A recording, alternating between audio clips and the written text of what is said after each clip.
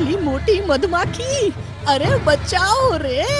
લાગે છે લાલચના ચક્કરમાં આજે તો જીવ જતો જ રહેશે.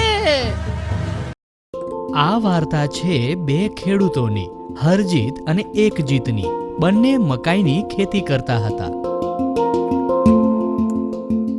અને એમાંથી મળતા ભુટ્ટાને બજારમાં વેચતા હતા.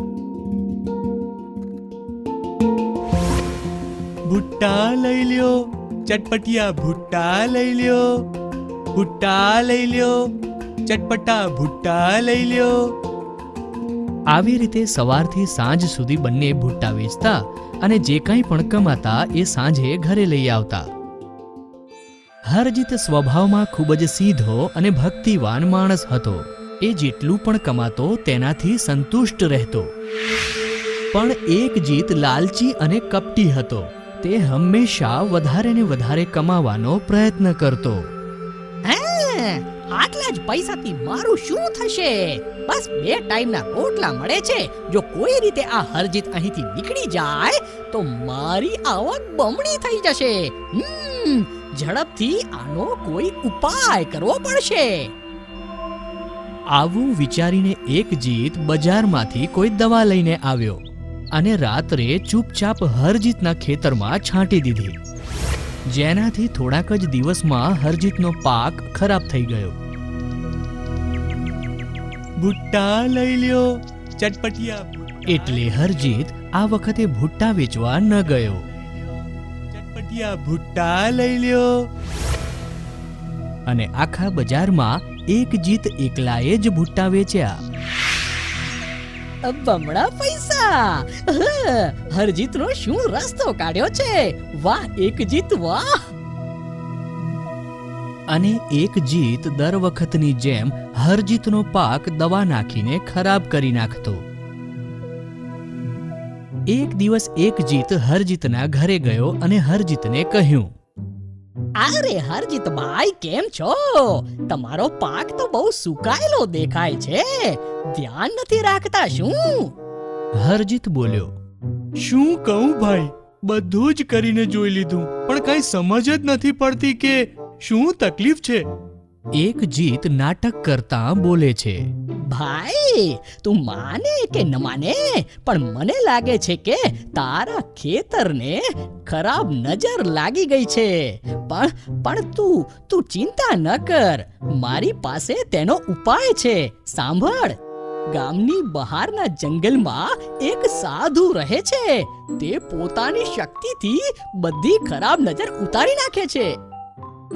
હરજીત એકજીતની વાત સાંભળીને જંગલ માટે રવાના થાય છે અને એકજીત ખુશ થઈને બોલે છે, જા બેટા જા, જંગલમાં સાધુ નહીં શૈતાન મળશે.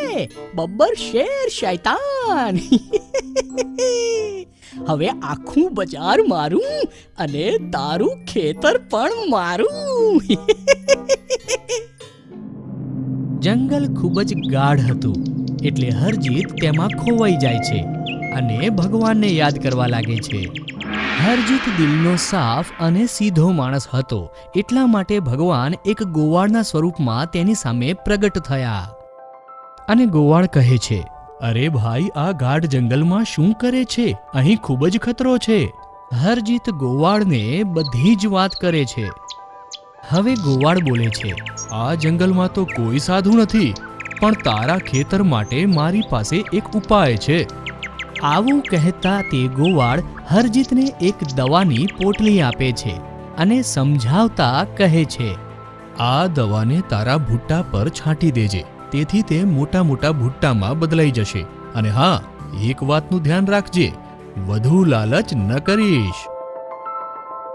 પોટલી લઈને હરજીત ખુશી ખુશી ઘરે આવે છે અને રાતે ભુટ્ટા પર દવા છાંટીને સૂઈ જાય છે.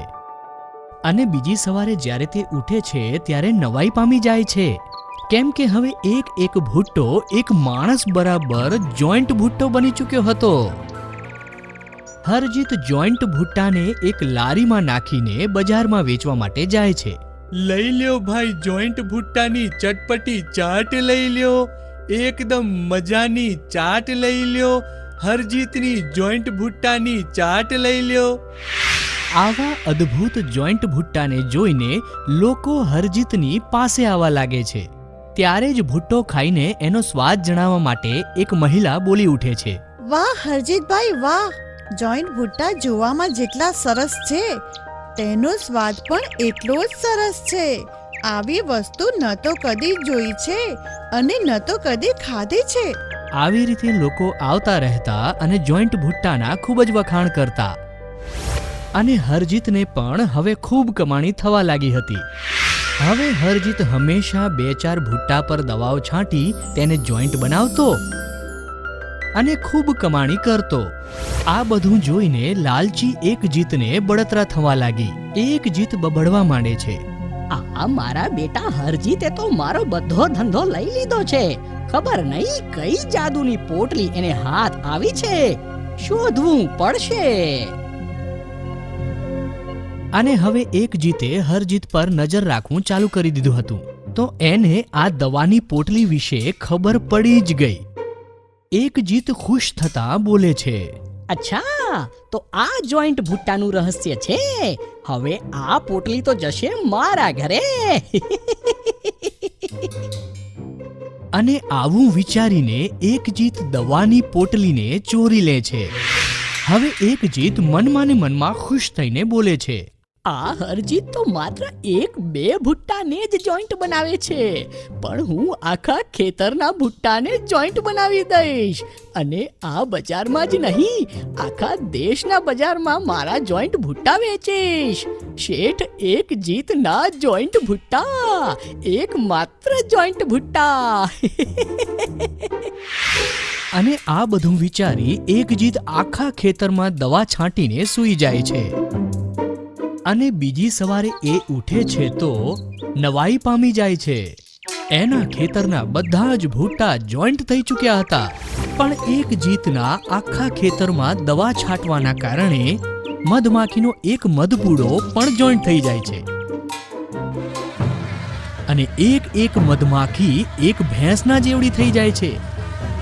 હવે એક જીત જેવો ખેતરમાં પહોંચે છે, બધી જોઈન્ટ મધમાખી તેની પાછળ ભાગે છે.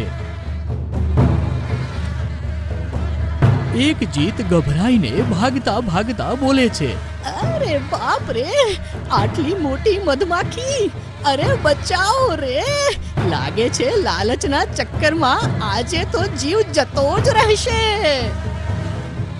અને એક જીત ભાગતા ભાગતા એક નદીમાં કૂદીને પોતાનો જીવ બચાવે છે અને ક્યારેય લાલચ ન કરવાની સોગંદ લે છે.